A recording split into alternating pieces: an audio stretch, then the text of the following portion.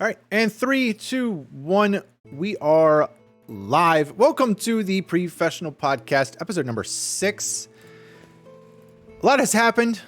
I just got back from a vacation with my family. We went up to Maine, quite a ways away from where I live, and we were up there for like a week or so. So now that I'm back, everything's going to kind of fall back into place as far as uploading schedule-wise. Podcast will be back every Friday.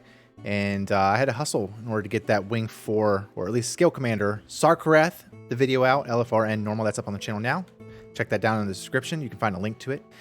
And let's just talk about what's been going on here. Let's talk about what's been going on. Some big stuff I want to talk about. Obviously, I'm going to talk about Wing 4. I'm going to talk about what's going to happen after this now, since we're going to have a break from the raids.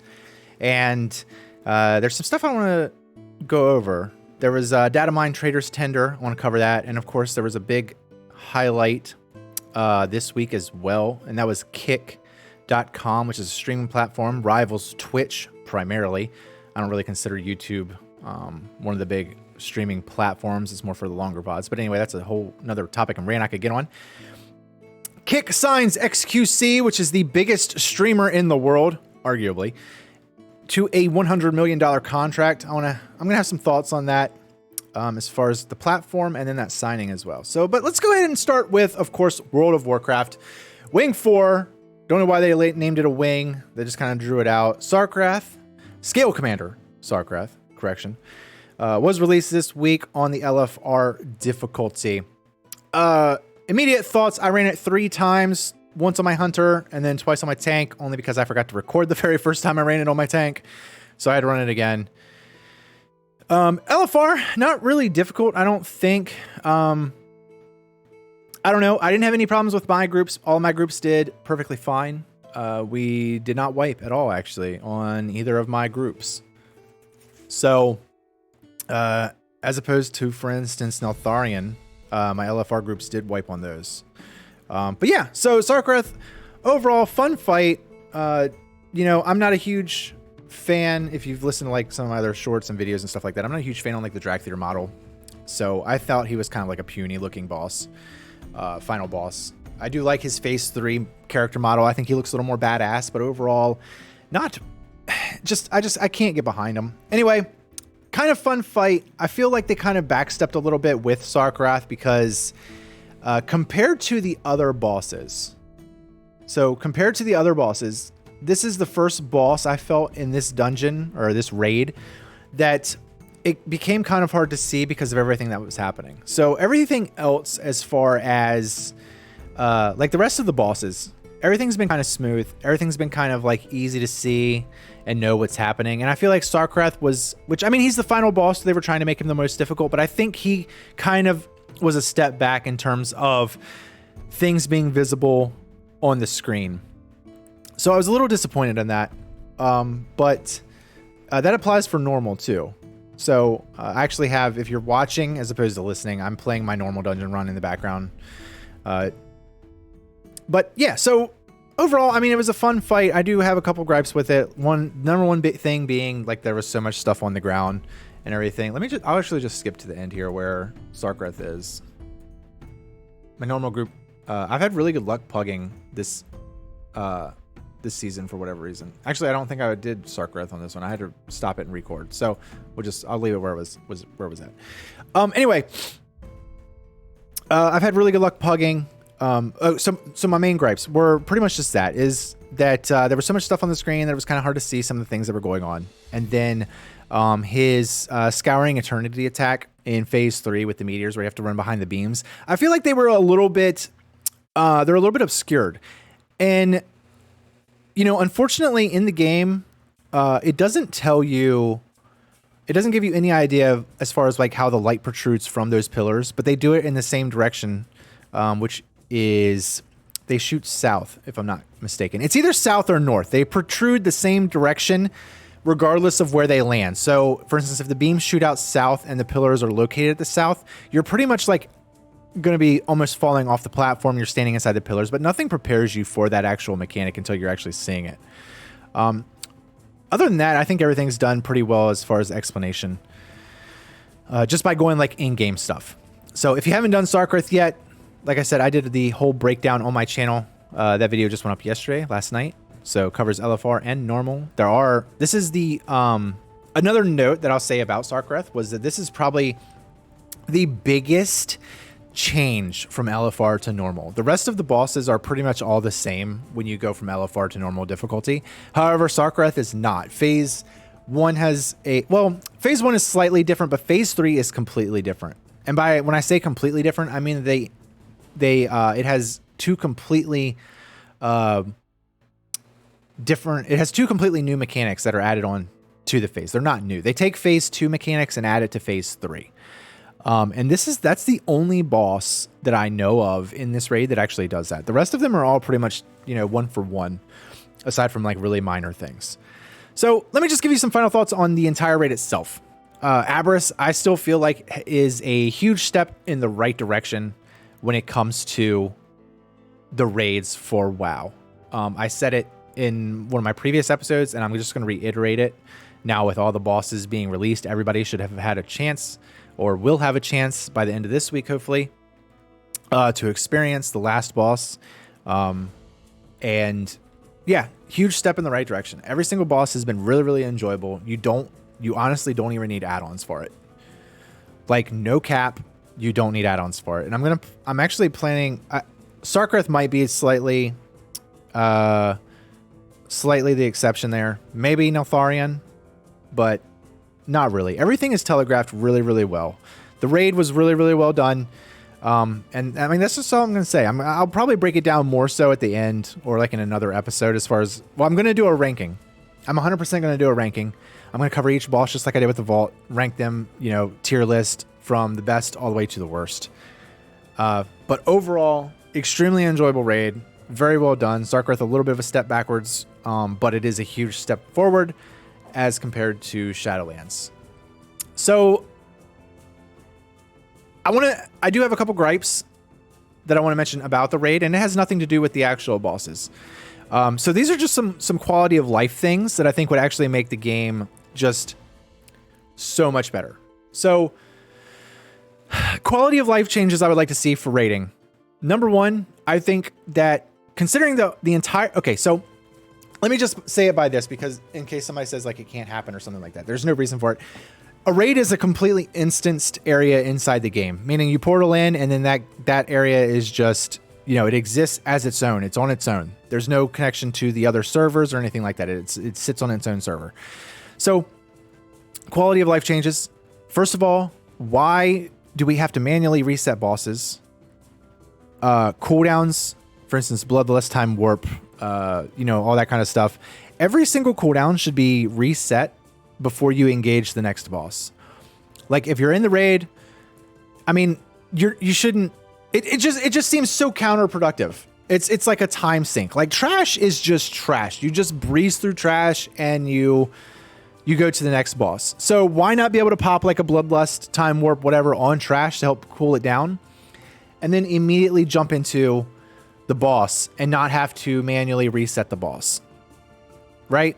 So you get to, okay, so you enter the dungeon, you start clearing out trash, you Bloodlust, you're popping cooldowns. That way you can do your big deeps and get through the trash sooner. You get to the boss, your raid leader goes to the top where your little menu is. It says ready, check, whatever. You hit ready, check, everybody hits yes. It should then reset everybody's cooldowns. Everything should fucking reset. Everything goes to 0. All your big deeps cooldowns go to 0. Health pots, files, trinkets, like everything. Reset everything to 0. You shouldn't have to have a mage or a hunter or somebody grab a hold of the boss and then pull him outside the arena to have him completely reset and have all the debuffs and everything like that reset. So they need to have an option for that. Second, they need to have a fast travel for the bosses. If you wipe on a boss, you shouldn't have to run through a bunch of different rooms in order to get back. And I know Aberrus kind of changed a little bit, or they helped with that some with the, and Vault was the same way, they had the dragons, but you still have to run a good distance. Like just spawn us back at the entrance to the dungeon room, right? So like, for instance, Sarkareth is a great example of that. You have one little ledge and then you jump onto the platform where Sarkareth is at. So if you wipe, then you spawn at the fucking platform and then you just jump over. Just be able to just spawn us back in front of the bosses. Second, buffs should not still like disappear. Like if you die, if your group wipes and you're resetting, you're restarting, you respawn, you shouldn't have to rebuff everybody. Honestly, like this stuff has been in the game since Wrath, like since Burning Crusade, since Classic. Like none, that has never changed. So it's kind of, it's just really annoying. And I know, I mean, personally, I haven't used any of them, the files or elixirs, whatever they call them nowadays. I know elixirs used to persist through death, but like your food buffs and every other buff, it shouldn't disappear. It's just a time sink. It's just annoying. So if everyone wipes and you respawn, everybody should still be buffed. You shouldn't have to consume something else or sit down and eat another meal. Like it's just a time sink. It's so stupid. And then the last thing I want to mention as far as rating and quality of life changes is fall damage and lava. And this is at the very end, you know, with Magma Rocks and going to Neltharion. Why do we have to jump through lava in order to get there? Neltharion, like, okay, so you have to jump into lava in order to get to Magma Rocks, which is fine because it doesn't do a whole bunch of damage. It's just like 3 ticks and then you're fine. Okay, fine. But to go from Magma Rocks to Neltharion, you have to jump through a bunch of lava, which takes you all the way down to like 20% health. And then everyone has to heal up because you have to fall down a hole. And if you don't heal up, you'll die from fall damage. Why is that part of the raid path? It's just an annoyance to me. It's so stupid. It doesn't make any sense. I hope that in their next raid, they design it better so it's not like that. Like, just let us, like, if you want to make it visually appealing, that's fine, you know, but change it so that you can't die just trying to navigate to the next boss. I shouldn't have to stop and eat, or the raid shouldn't have to stop and heal up to fall down a hole to go to the next boss. It's so stupid. So stupid. So that's all I'm going to say about that. Quality of life. Cooldowns reset at the bosses. Fast travel to bosses. Buffs last through death. And no fall damage or lava damage just when you're trying to get to the next boss.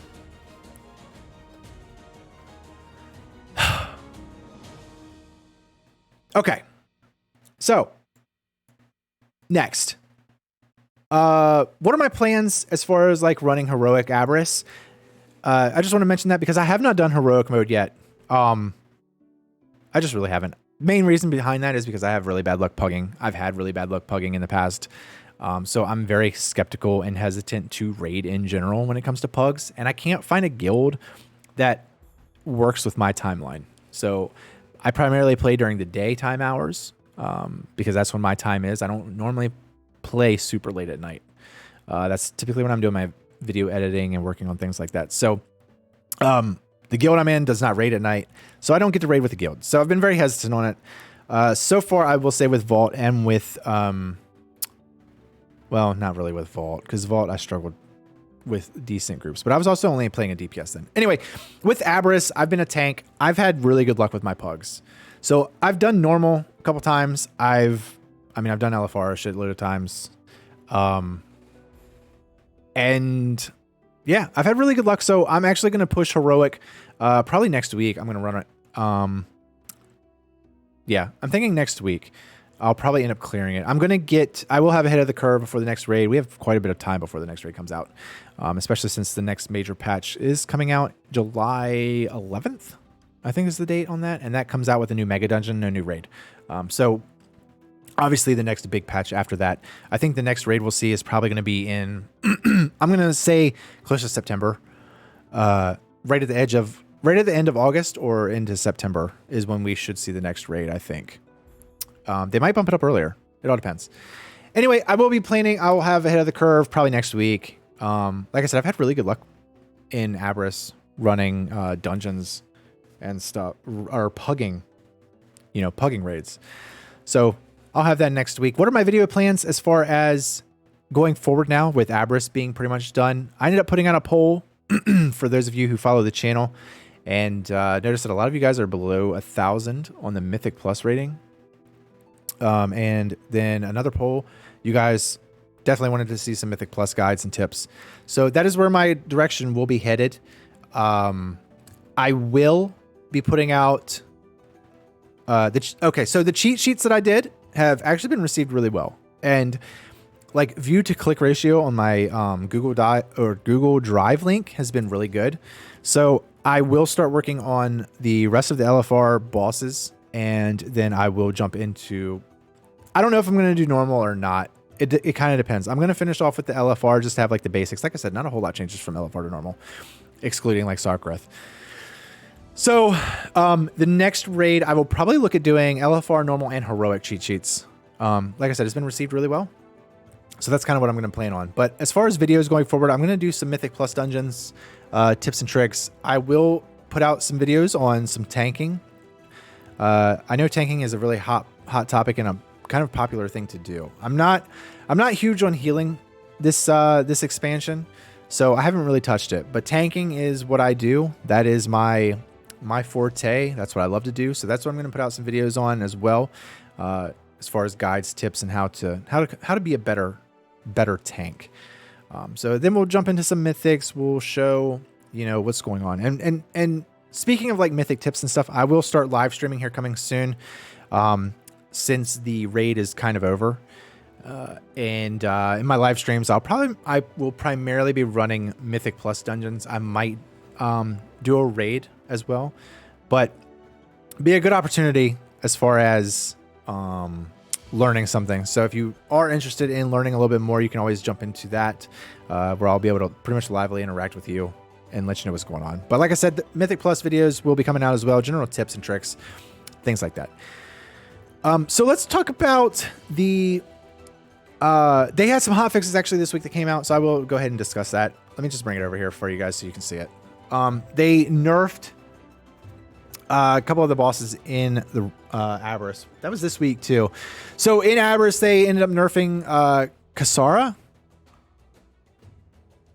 which is really, they misspelled it here.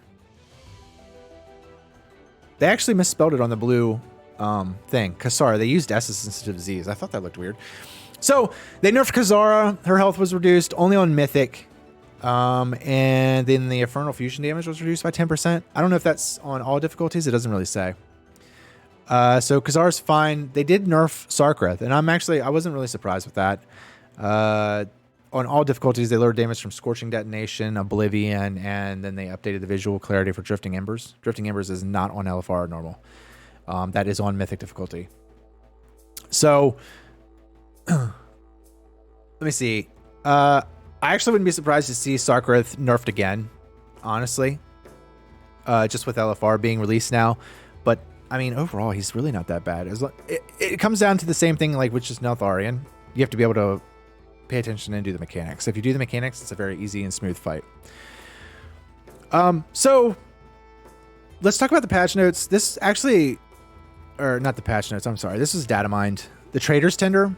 This has become a hot topic. And I've seen a lot of videos on this. And, just for instance, on this page alone, if you scroll down to the comments, they're like all negative. Oh, I don't like that. Oh my God. If they put Trend into the shop, we riot. No, please don't let this happen, of course. Like, best, don't ruin the best feature added to the game. I'm going to be honest with you. I don't see the issue with this, like, at all. I don't see the issue with this at all. So the only, I did watch a video on this as well. I can't remember who it was. Was it Belluar? I don't think it was Belluar. I don't remember who it was. I'm sorry. Nixian. Pretty sure it was Nixian. It was just all negative.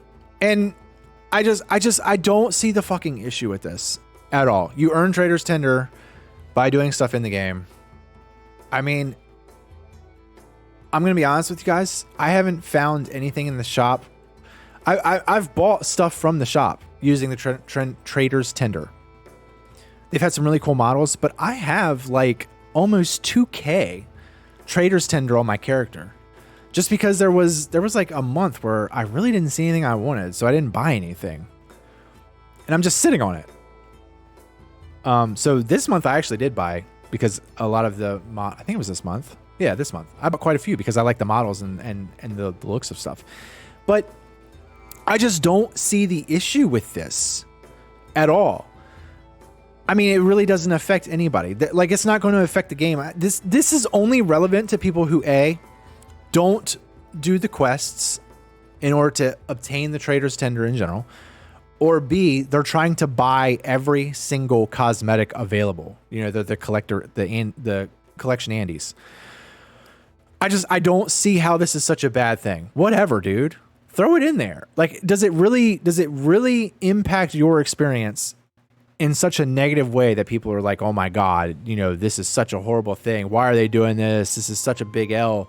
Like, who the fuck cares? This isn't the WoW token that actually impacts the in-game, you know, market and economy. This is just a God bless, excuse me. Sorry, I had to sneeze. This isn't something that like impacts the in-game economy. Like I just don't see the fucking issue with it at all. I think it's stupid to be worked up over this when there's so much other stuff that you could complain about, like professions. like professions. I mean, hello? Professions are trash in this. I mean, I don't know what it was like in Shadowlands, but it's just such a shit system. So, I mean, that's what they need to be fixed. That's what people should be upset on and talking about needing improvement, not fucking trader's tender. Like, who cares about this? Like I said, this only impacts you if you're trying to collect everything or you're just too lazy to complete the quest. Like, you don't feel like completing the quest. So it has zero impact on the gameplay experience. It has zero impact on pretty much any fucking thing that like, it doesn't impact your fucking gameplay. So I don't know why everybody is bitching about this at all.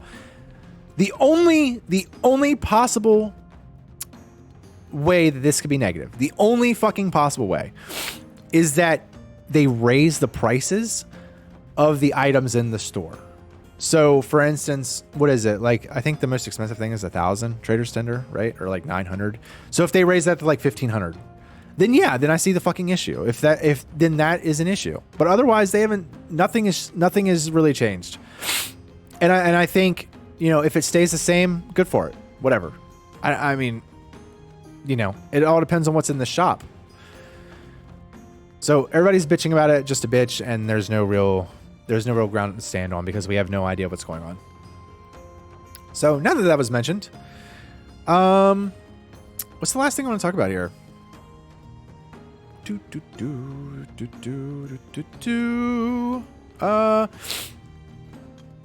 that's pretty much it, I guess, other than the Kick signing. So let me talk about Kick. Let me talk about Kick.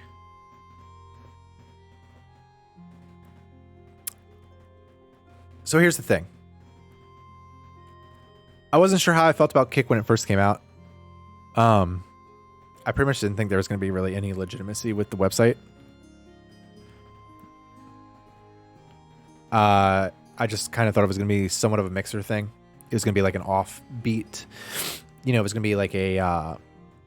like, yeah, there is Kick, but, you know, nobody really uses it. It's just, it's there. A lot of smaller people go there just because they try to gain an audience. But, you know, there's no way you can actually do anything to Twitch. Well, now, with that being said, I actually created a Kick profile, like, not long after the Kick platform was released, because I wanted to reserve my name, number one. And number two, I thought, hey, they're backed by oil companies and gambling. So they have a fuckload of money. The platform isn't going to die. Not because of monetary reasons. So this, you know, Kick has made some signings here and there, and it was never anything. It was good, but it was never anything like huge. This Kick has legitimately cemented themselves as a viable platform. And that might contradict what some people say or think, and, you know, a lot of people have compared it to like Mixer. But here's the thing, okay? Here's the thing. I'm gonna do a big comparison here with Mixer to Kick.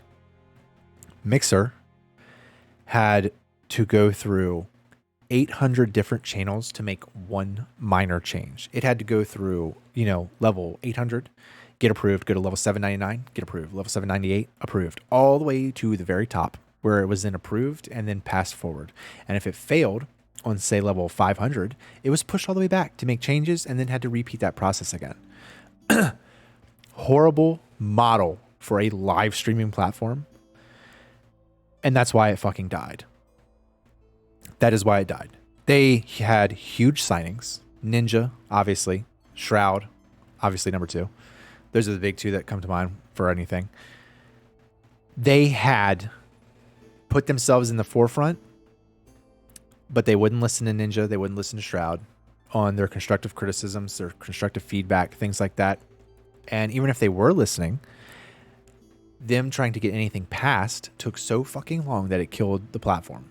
And Microsoft is all about making money. Live streaming is not going to make you money. Running a platform like that is not going to make you a whole lot of money. You're going to be taking a lot of losses, and it's a very fine business. I mean, look at Twitch. Twitch has been doing it forever. They operate in the red. They are not a green operating company.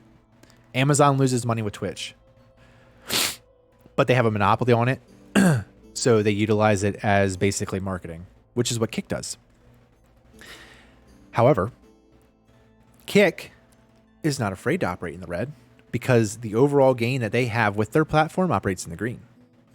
So they are using Kick as a marketing ploy to get people to use gambling, to use primarily their website, Stake. Now, here's the thing. I don't like gambling. I don't care for gambling. I think you're stupid if you lose everything you have on gambling and you don't seek help. It's an addiction. It's been, proven as an addiction. You need to get help for it. It ruins a lot of people's lives. It's not good. However, people can do whatever the fuck they want to do. It's their life. So who am I to tell people that they can't gamble? I don't really care. If that's how they run their platform, let them do it. That's what they're using it for. They're hoping that some users come over to Kick, watch some viewers, they see a couple ads for gambling, boom. They navigate, check out the rest of the site, they get hooked up into it, they spend some money, and that's what Kick kind of hopes for. Them signing XQC. Okay. Oh, so I was comparing it to Mixer, right? So I basically said, it takes so many different steps and things like that. Sorry, I got off on a tangent. Kick does not. Kick has a system in place.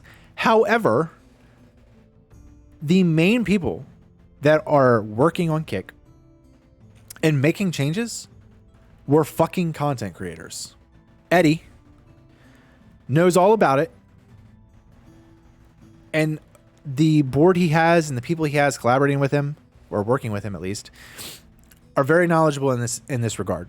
So Kick has been very fast in making changes to the platform that benefit streamers.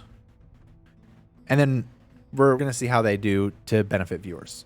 If you guys watch Twitch at all, you already know. Bro, the ads, I hate Twitch. I hate Twitch with a passion. The reason I don't watch it is because of the fucking ads.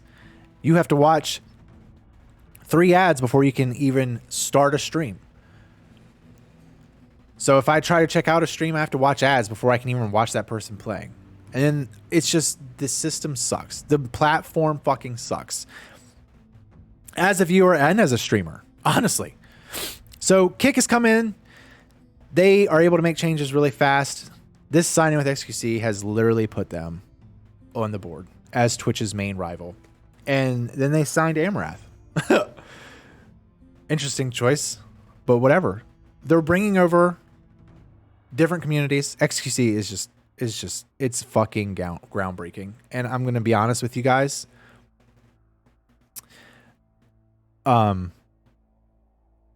It's not going to happen ASAP. Okay? It's not going to happen ASAP. But Kick is going to really push Twitch.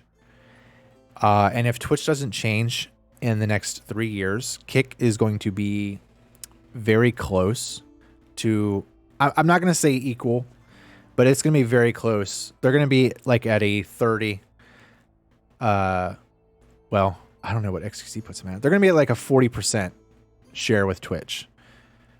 And like I said, I'm not considering YouTube because YouTube doesn't really do a whole lot with their live streaming platform. They just kind of let it be. But in the next 5 years, if things continue the way they are, Kick is going to be like when people say live streaming, Kick is going to be right there with Twitch when they think of it. Like it's going to be that mainstream. That's my prediction. The signings they're doing are insane. I'm anxious to see who else because they said they're going to sign other people. So XQC and Aberrus, unless they signed one this morning. That's it for right now. But Kick as a platform, it literally benefits the creator in every sense of the way. For those of you who don't know anything about the streaming kind of in general, maybe you've seen videos or something about it, but Twitch does a 70-30 split where the the streamer gets 70% of the revenue that comes in, Twitch gets 30. Kick does 95-5. So the content creator gets 95% of all the money that comes in and 5% goes to Kick. Like I said, Kick is run by gambling and oil. They literally do not give a fuck about the money situation with that. So when you have a platform that is super beneficial to streamers and content creators, that is where they are going to go. And you're going to start seeing a lot of people switch over to Kick now, especially knowing that they have XQC, Aberrus, however you pronounce her name. I don't watch her. It's really interesting. I'm kind of excited about it. I really am. Because the thing is, I would rather watch somebody on Kick than on Twitch. Like I said, just because of the ads. I don't even watch Twitch. Hardly ever. I pretty much watch everything on YouTube. I'm a YouTube junkie. But that's where I'm going to be streaming as well. So I stream. I'm going to live stream next week, starting actually, just to kind of get my feet wet again, jump back into it. And sorry, let me minimize this down so you see the video here.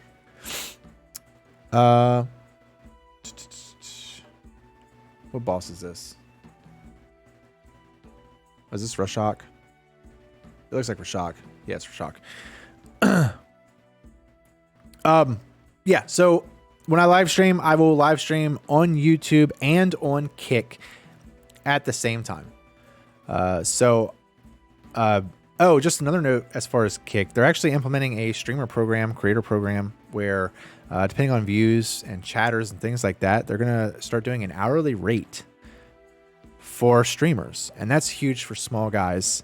Not really relevant to you guys. It's more so for the creator and things like that. But that's also why I'm kind of inclined, or kind of why I'm interested in the platform itself. Because, I don't want to get into like the whole nitty gritty about it, but you don't really make a whole lot of revenue on YouTube with ad placement. That's what a lot of small creators and things like that, they're always trying to get monetized. But on YouTube, you don't make a lot of money. Like your money doesn't come from ads unless you're garnering like, tens of thousands of views on every single video that you're uploading every week. It's just not like that. YouTube is not a get rich quick kind of scheme. So it comes with, the main income that smaller creators get are affiliation links, and then like sponsorships, brand partnerships, things like that. But when I do start live streaming, like I said, it'll be here on YouTube. I'll do it on YouTube, and then I will simulcast to Kick. So it'll be both at the same time. I use Restream, so the chats will be intertwined. And, so that's what we're going to do. Overall, it's been a really great couple weeks. Everything's going to fall back into place now, starting this week. I'm ending it. Everything will be, much more smooth, much more back running. Channel's going to be just chugging along. I'll start throwing out some more videos and, like I said, live streaming. So expect the podcast every single Friday now. Now that I'm back from vacay and I don't have any raids to work on. So really great. Really great. Sorry, kind of ranting, kind of off topic here. Just getting back in the groove of things. Anyway, what are you guys' thoughts on the raid? Did you beat Sarkareth? What are your thoughts on him? What are your thoughts on the raid in general? What do you think about this Trader's Tender hotfix? I don't think it's anything at all. What do you think about Kick? Are you interested in live streams? If so, all my socials will be down below as well. Kick, link will be in the description. So that's it. Sorry for the somewhat off-topic rants and tangents. Trying to get better about that, but when I talk to myself, that's just kind of what I do. That's why I wanted to do a podcast, is because I could literally just talk to myself forever and not say a fucking thing. Anyway, oh yeah, I'm actually thinking I'm going to start doing some of these, maybe live. I don't know yet. Just just chatting. Like, obviously it's just chatting. But I'm thinking about doing some of that here and there as well. Anyway, let me know what you're interested in. Let me know how you feel. If you're watching, I appreciate you. If you're subscribed to the channel, I appreciate you even more. I'll see you guys in the next one.